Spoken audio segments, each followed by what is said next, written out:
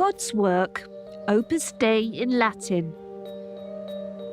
A grandiose name for what many see as a shadowy, ultra-conservative Catholic organisation. José María Escriba founded it in Spain in 1928. En el Opus Dei buscamos la santidad a través del trabajo, santificando el trabajo, santificándonos con el trabajo, santificando a los demás a través de nuestro trabajo profesional. At the head of the organisation since 2017 is Prelate Fernando Ocariz. Cuando venga, viene porque estamos maduros para el cielo. But most of its members aren't priests, but lay people promoting their religion in society, particularly in education and medicine.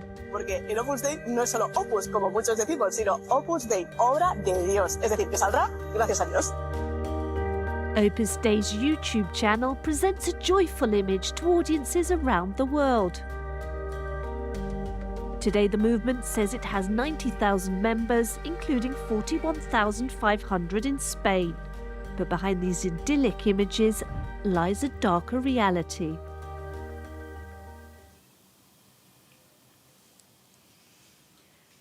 In the Madrid suburbs, Fatima is one of the few former Opus members who agreed to recount her experience.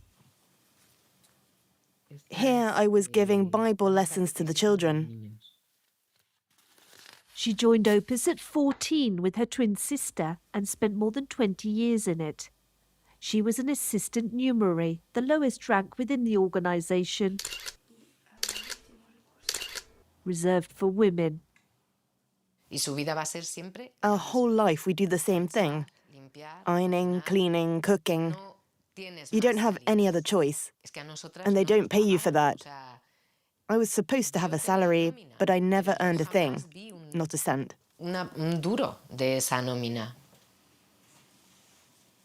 Like most assistant numeraries, she had to give her salary to the cause. I think the most violent aspect about Opus is the submission. You become so used to never giving your opinion on anything, of saying yes to everything, that when you leave it, you're easy prey for abusers.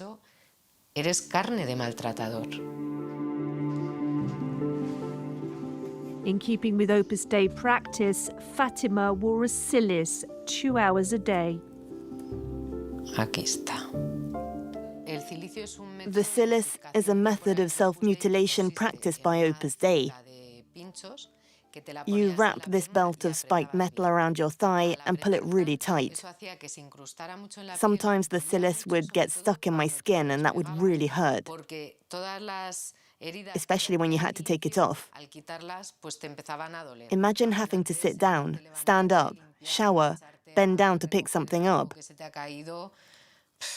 The cilice is designed to keep your body constantly tense, to make you suffer all the time.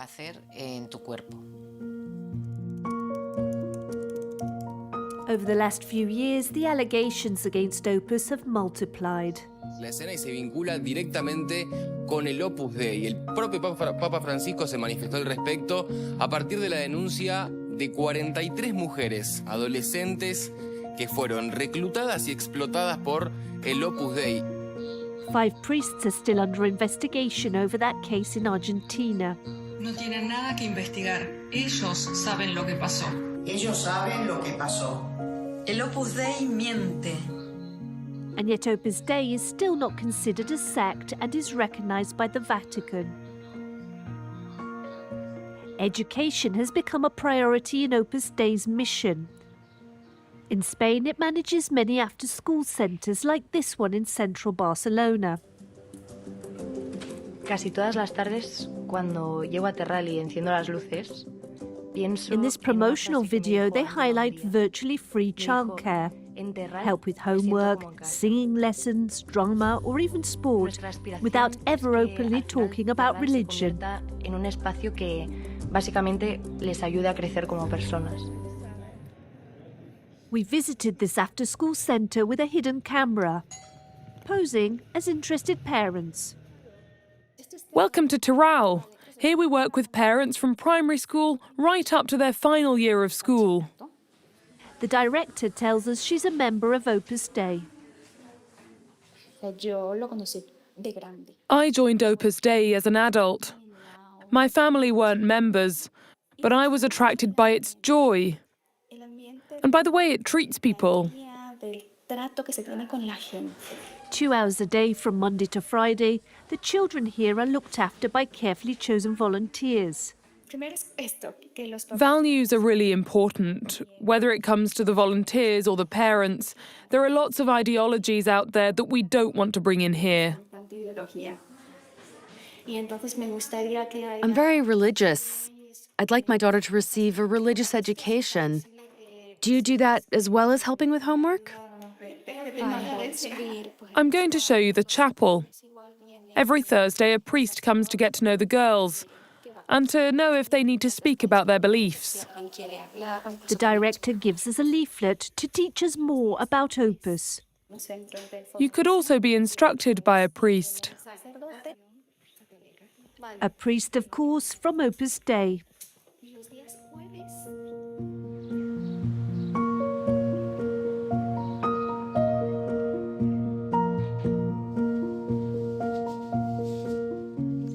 Here it says rector of Navarra University, a university of the Catholic Church. Inigo Rubio studied medicine at a faculty founded by Opus Dei. It was there he was recruited. One day, one of our lecturers, the most fanatical one really, got us together, saying soon we were going to be doctors, and that as Christian doctors or Opus doctors, we needed to fight to pass on the Catholic doctrine. Specifically, he spoke to us about abortion, contraception, euthanasia, and even encouraged us to choose branches of medicine like gynecology, pediatrics, genetics, where we could really wage that ideological battle.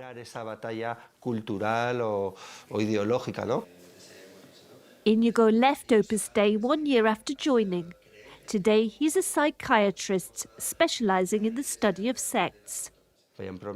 They promised me more freedom, greater spiritual fulfillment, that my life was going to be better, and it turned out to be quite the opposite. I had a lot less freedom. I was controlled from all sides, and my relationships with those close to me deteriorated. In Spain, Opus Dei plays a part in about 100 schools and 3 private universities, listed on the organization's website. We visited one of them, a medical school in Catalonia.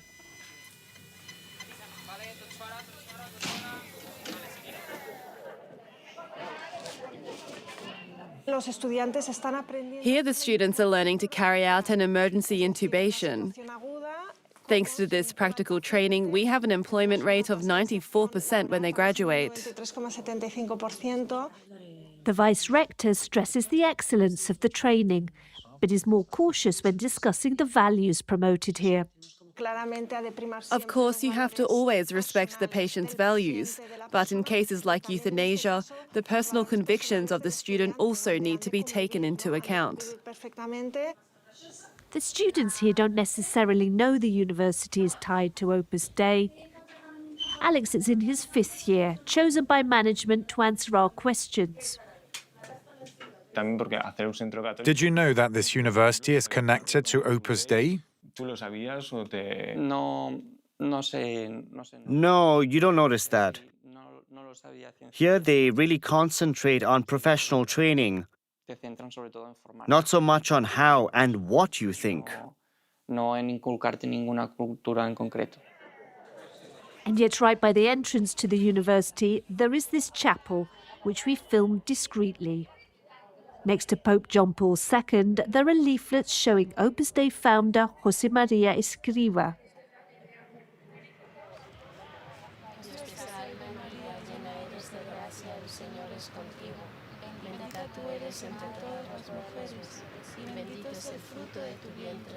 The strategy of influencing the medical profession has borne fruit. Although Spain has allowed abortions up to 14 weeks since 2010, public clinics are often targeted by Opus Dei. A worrying situation for abortion rights groups. Those protesters are there to stop women going into the centres, to make them think twice, to make them feel guilty. In fact, they harass them until they change their minds. Sylvia defends access to abortions in Spain. She says women are progressively losing their rights.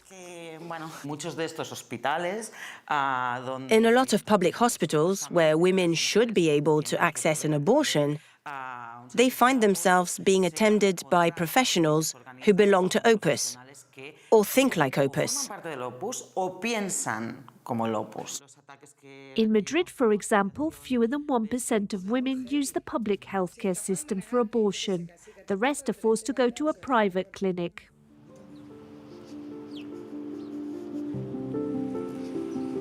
Joining Opus Dei is easy, leaving much more complicated.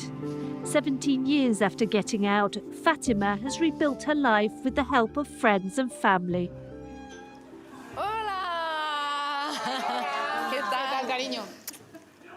Hola, chicas, hombre Ángel. No sé, ¿cómo has podido aguantar tanto tiempo? ¿Cómo ha sido? They manipulate you so much that you do everything they tell you to do without asking yourself any questions, and you stay. Everything is designed so you don't have time to rest or think.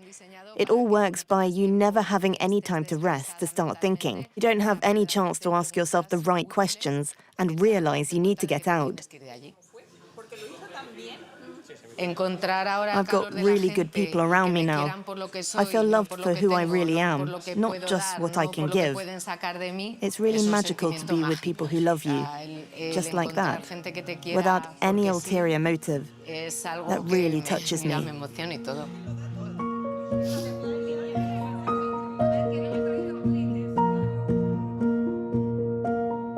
In the last 10 years, Opus Dei has gained several thousand members, a sign of its continued power across the world.